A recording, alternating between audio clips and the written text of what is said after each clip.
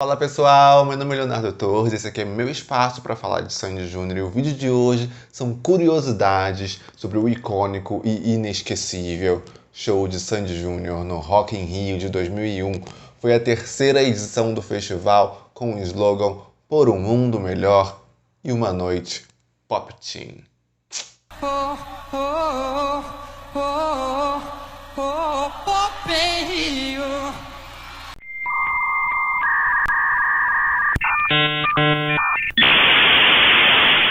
Para contextualizar para vocês, essa foi a primeira edição do festival depois de muitos anos sem realização do Rock in Rio, né? O festival estreou ali em 1985, teve uma segunda edição, essas primeiras edições deram prejuízo e a família Medina, criadora do festival, não queria mais ouvir falar de Rock in Rio.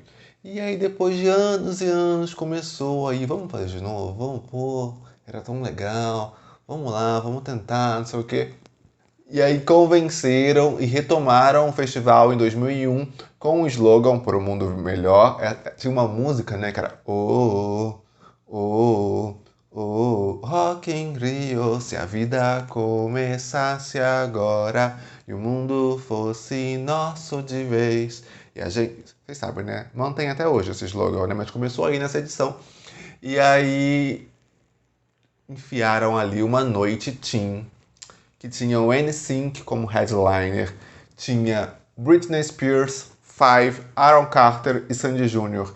E diferentemente do que é feito hoje em dia, quando a atração brasileira abre a programação do Palco Mundo, Sandy Júnior não abriu a programação do Palco Mundo, não. Quem abriu a programação foi o Aaron Carter.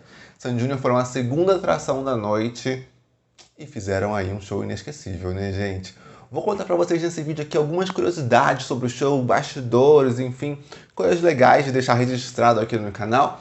Antes, peço que você curta o vídeo, se você já me conhece, sabe que você vai gostar do conteúdo, que aqui é esse lugar. Se você não conhece, aguarda. E aí no final, se você achar que eu mereci, dá a sua curtida. Vamos fazer isso combinado?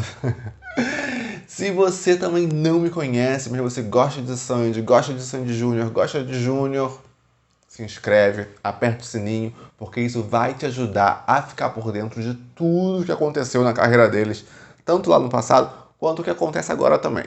E o que acontecerá. Porque eu sou assim, passado, presente e futuro. Tô falando de tudo aqui sempre, tá? Então se inscreve, aperta o sininho. E se quiser contribuir com o canal, que é muito importante, né? A gente tá no momento aqui que a gente precisa de contribuições.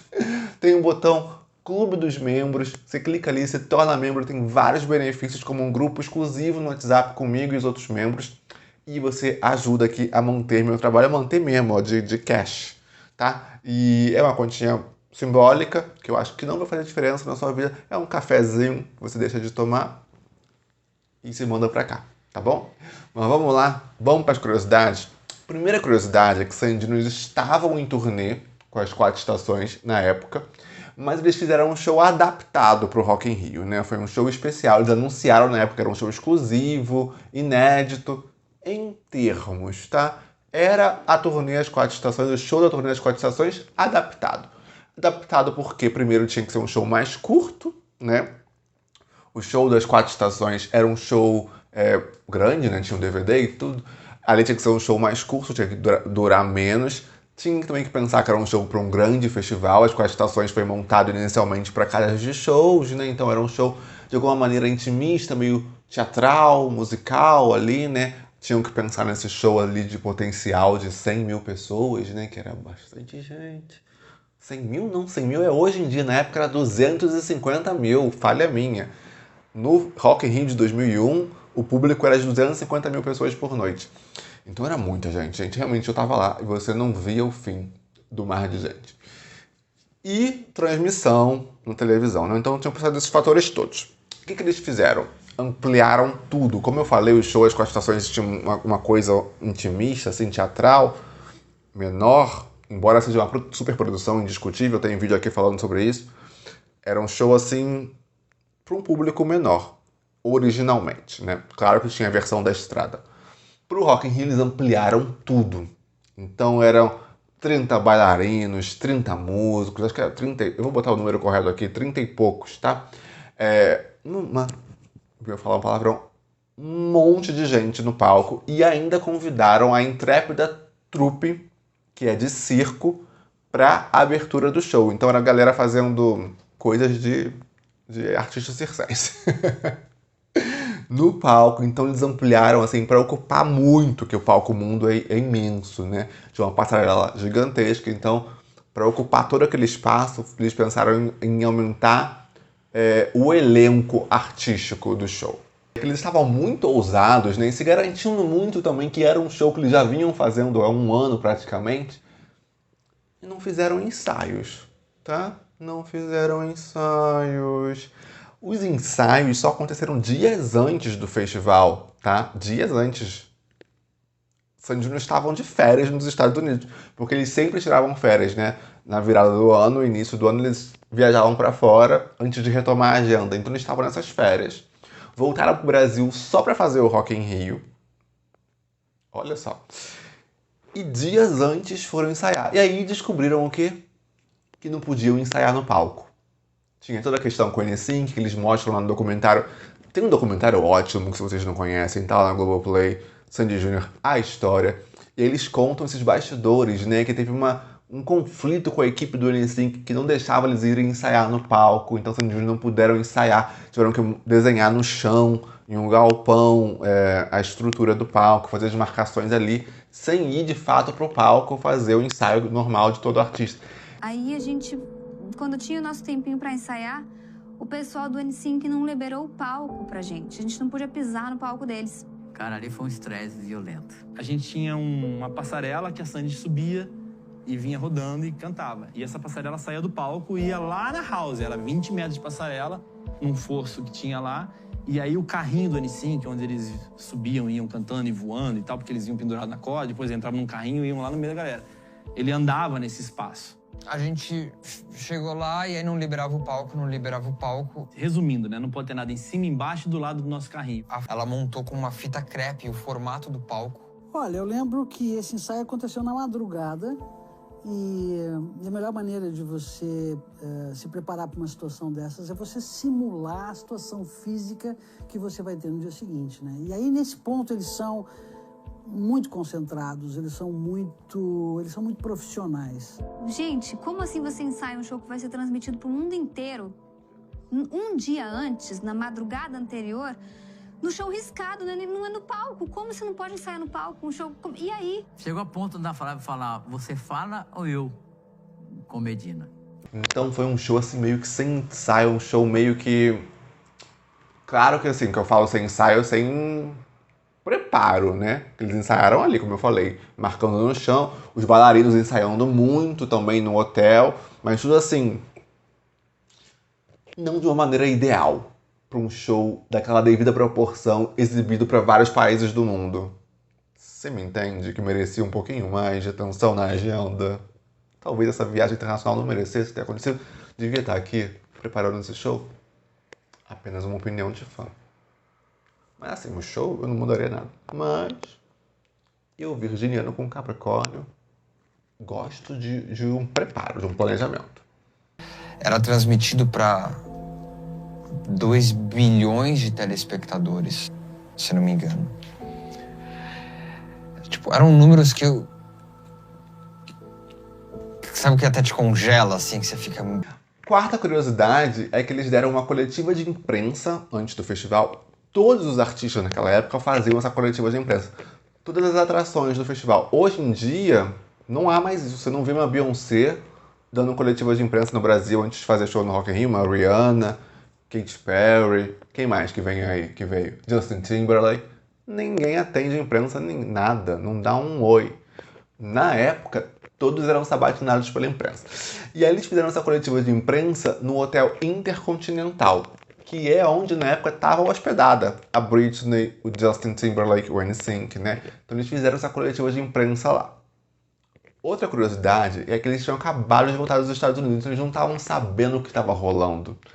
Lembrando que em 2001 a internet não era o que é, a gente não tinha internet no celular. A gente precisava parar no computador, conectar. Eu não sei se existia banda larga ainda, tá? Mas a minha era de escada nessa época. Tinha que conectar, enfim.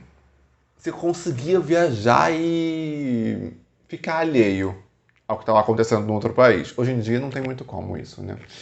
Na época tinha. Então eles não estavam sabendo o que estava rolando. E aí, a Fernanda Abreu também era atração do festival e deu uma entrevista. E aí eu confesso que eu não sei direito o que foi que ela disse. Na época, virou uma grande proporção de que ela tinha alfinetado o Sandy Júnior como se não fosse o lugar deles estarem no Rock in Rio, sabe? Porque, tipo assim, Rock in Rio. Teve muito isso, né? Tipo, rock, cadê o rock? Eles são pop. Teve muito esse... O que é uma bobeira, porque desde o primeiro Rock in Rio, as atrações não são só rock, tá? Tipo, nem Mato Grosso. Várias pessoas assim cantaram e não eram rock. E aí teve esse negócio, principalmente por ser uma noite teen, né? E Sandy Júnior seriam os únicos nacionais ali, então foram pegos para Cristo pré-Rock in Rio. A Fernanda Abreu fez algum comentário sobre o festival, a programação, teceu algum comentário negativo que bateu mal e ganhou uma proporção imensa. Eu já vi ela depois, anos depois, meio que desfazendo esse comentário que ela fez, explicando que ela não falou exatamente isso que estavam falando que ela disse. Mas como que foi vendido na época? Que ela tinha dito que Sandy Júnior não eram pra estar ali. Que o Rock in Rio não era lugar de Sandy Júnior. Ou Sandy Júnior... isso. Sandy Júnior não deviam estar no Rock in Rio, né? E aí, na coletiva, os jornalistas tentaram fazer isso render, porque uma declaração de resposta de Sandy Júnior eram os popstars nacionais, né? Pra Fernanda Abreu ia bombar. E aí perguntaram lá pra eles o que eles achavam disso. Aí a Sandy falou, olha, eu não tô sabendo de nada, acabei de chegar aqui no Brasil, não tava acompanhando as notícias, mas vou responder aqui como uma frase que já disse Gilberto Gil, você não gosta de mim, mas sua filha gosta. E aí isso foi tipo, uau! Eu, pelo menos criança, achei, uau! Arrasou, destruiu. Pensei sim. Aí depois a Fernanda Abreu deu outra entrevista e disse que, na verdade, não. A filha dela não gostava de Sandy Júnior. Ouvia outras coisas. Mas não importa, essa declaração da Fernanda Abreu não teve a mesma repercussão que a Sandy numa coletiva do Rock in Rio. Mandar essa, você não gosta de mim, mas sua filha gosta. E aí criou esse embate aí. A gente nem sabia o que a Fernanda Abreu tinha dito de fato. Eu, por exemplo, não sabia. E já soube da notícia com a Sandy respondendo. E aí, né, muitos fãs de Sandy Júnior pegaram uma penimba aí com o Fernanda Abreu. Teve essa treta aí, esse ranço. Outra curiosidade é que, além desse conflito de eles não poderem ensaiar no palco mundo, tinha outro estresse. A Sandy tinha ido numa manicure nos Estados Unidos e a mulher tinha meio que machucado. Ela tava com uma unha encravada e aí a mulher meio que machucou ali a unha do pé, né? Machucou, a pedicure, né? Falei manicure. Machucou, ela tava ali com o pé bem machucado. Primeiro que a unha encravada já machuca, né? E aí depois essa pedicure aí ferrou de vez. E ela voltou pro Brasil assim, meio que passando anestésico no pé. E aí, antes do show, a Sandy consultou um médico para ver se ela conseguiria, né, fazer o show. Porque vamos lembrar que o show de Sandy Júnior no Rock in Rio já abria com Vamos Pular.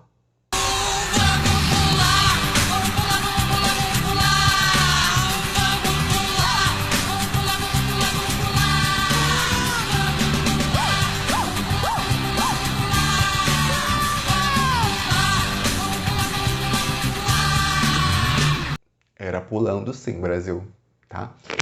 E aí, diz Sandy, já disse algumas vezes ao longo da vida, que ela fez o show do Rock in Rio passando anestésico, tirava o sapato, botava anestésico no pé e voltava pro palco. Pode ser um exagerozinho, talvez tenha sido só no começo do show, porque os artistas dizem, né, que eles às vezes estão doentes, estão com dores e tal, e entram no palco. E aquela energia, né, a troca da energia com o público e a adrenalina faz você esquecer a dor e você só volta a sentir a dor quando você sai do palco, quando acaba, né? Muitos artistas falam isso, eu vi várias pessoas falando. E aí a Sandy disse isso, que pra entrar no palco ela botou anestésico e aí calçou e foi. E já vi ela falando também que ela tinha que ir no meio do show às vezes e lá botar mais anestésico. Pode ser também, né? Mas pode também ser só um exagero assim de... como a gente lembra das coisas, né? Mas às vezes talvez não foi assim. Mas ela já falou isso, que fez o show passando anestésico durante o show pra aguentar ali a unha encravada que virou um machucado no pé, né? Enfim. Ela é muito ídola, né, gente? Porque você vê o show... Não, eu não gosto muito da romantização do sofrimento, não, tá? Tipo assim, profissional, trabalhou doente, profissional. Não é isso. Ela é muito ídola porque você não nota em momento nenhum aquela mulher tá com o pé sofrendo. Entendeu? Não é porque ela foi profissional e fez o show mesmo assim. Porque ela seria profissional também de falar assim, não tenho condições e não dá, gente. Tô doente, tô sofrendo. É que ela sobe e não nota. Que nem a questão do rotavírus de Antônio nessa história. Se não é dito antes, ninguém saberia. O show tava impecável. Pode jogar o que você quiser, que eu sou da paz e nada me atinge.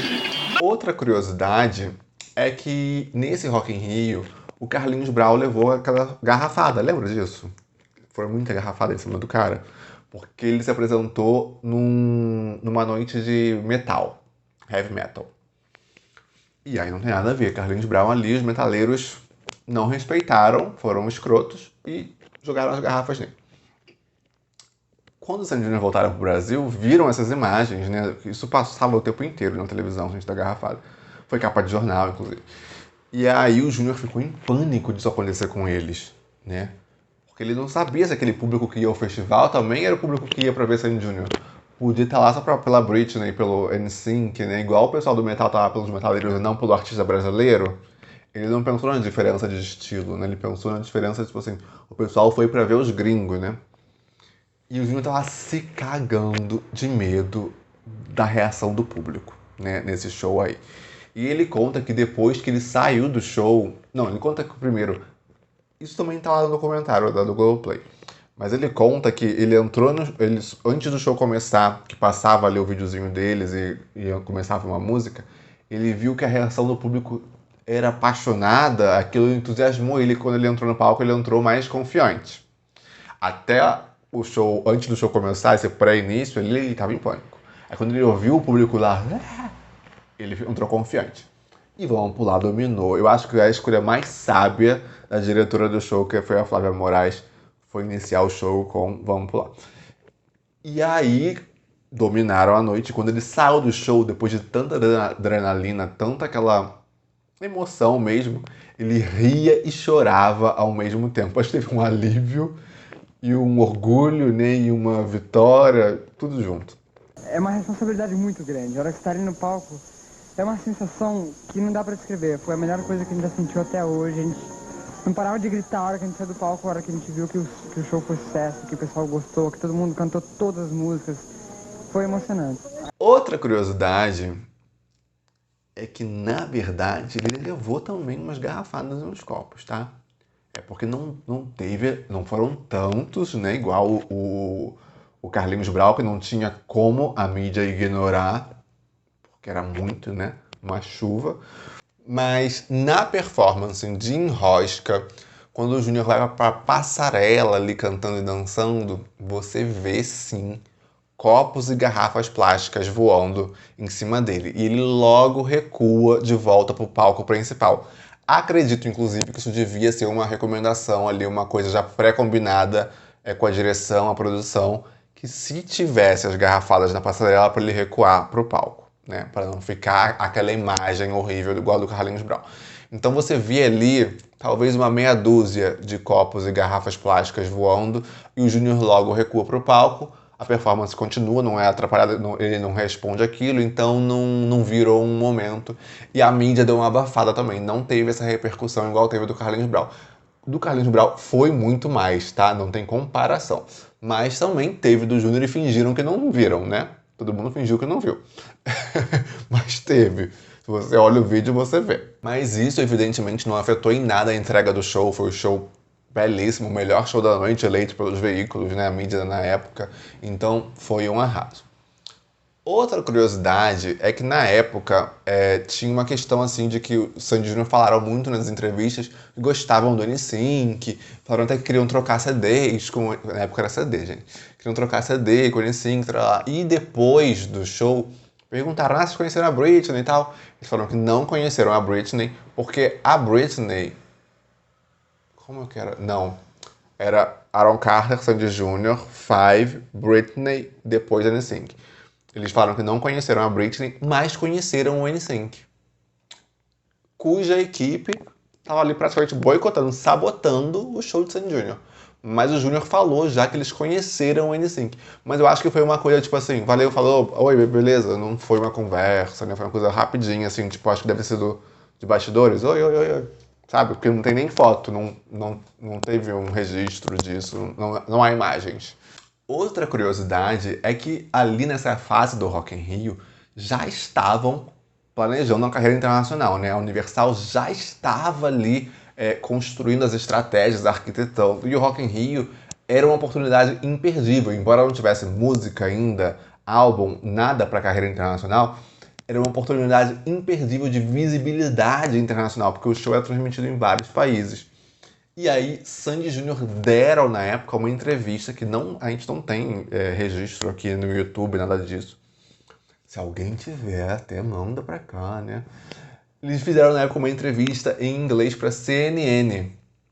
Tem notícia disso, que eles deram uma entrevista com o inglês perfeito, impressionaram, né? Pela desenvoltura, respondendo ali repórter da CNN dos Estados Unidos, internacional.